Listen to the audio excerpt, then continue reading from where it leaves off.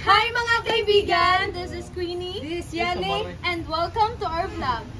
So nandito po tayo ngayon para pag-usapan ang paternal ancestor ni Sir Rizal. And we will introduce to you mga kaibigan the family tree of Sir Rizal.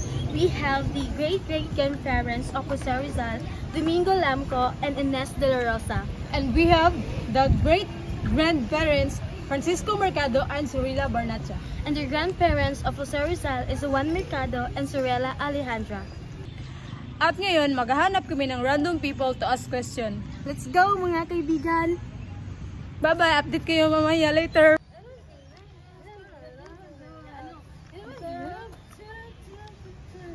Ngayon, mga kaibigan, may nahanap na kaming group of people na nag-aaral daw sila sa KCAS. Tignan natin kung meron ba silang alam sa ancestor ni Jose Rizal. Excuse me, ma'am. Pwede ka bang matanong? Ay, opo. Ano po? Ay, ano muna ang pangalan mo, ma'am? I'm Lanifer Jane O. Morgado po. From what department? Bachelor of Science in Criminology. Oh, criminology pala si ma'am. Ma'am, I'm Yani pala. And I'm Queenie. Nice And welcome to our vlog. Yes. So we have a question to you, ma'am. Okay lang po ba? Yes po. About the ancestor of Jose Rizal. What can you say about the social and political status of Rizal's paternal ancestor?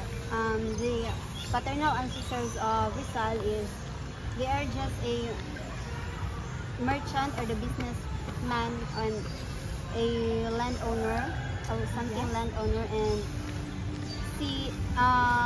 Domingo Lamco was a great-grandfather of Jose Rizal, who experiences a crisis in China, and he also experienced social and political conflict in China. And the other ancestors are just a merchant, and the father of Francisco Mercado, or the father of Rizal, Juan Mercado, was one of the great landowner, and became a mayor in their era. Wow, ang galing naman ni Thank you, ma'am. ma'am. Napakalaki si ma'am. At maraming salamat, ma'am, sa pagsagot sa aming mga katanungan. At dahil dyan, meron kang 10 pesos! At ngayon, maghahanap kami ulit ng tatanungin para sa aming mga katanungan. Let's go! So mga kaibigan, may nakita na po kami. Kilala mo ba sila? Hindi nga! So ayun, kilalanin natin!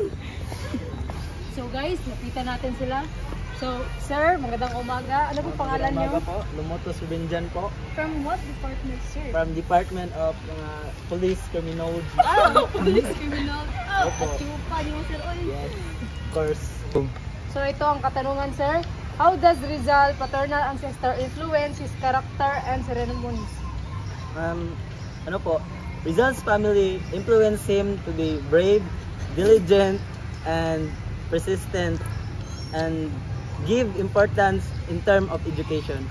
Wow! Ang galing naman ni Mr. Criminology! Salamat, sir. At dahil dyan, meron kang 10 pesos! Salamat, hindi.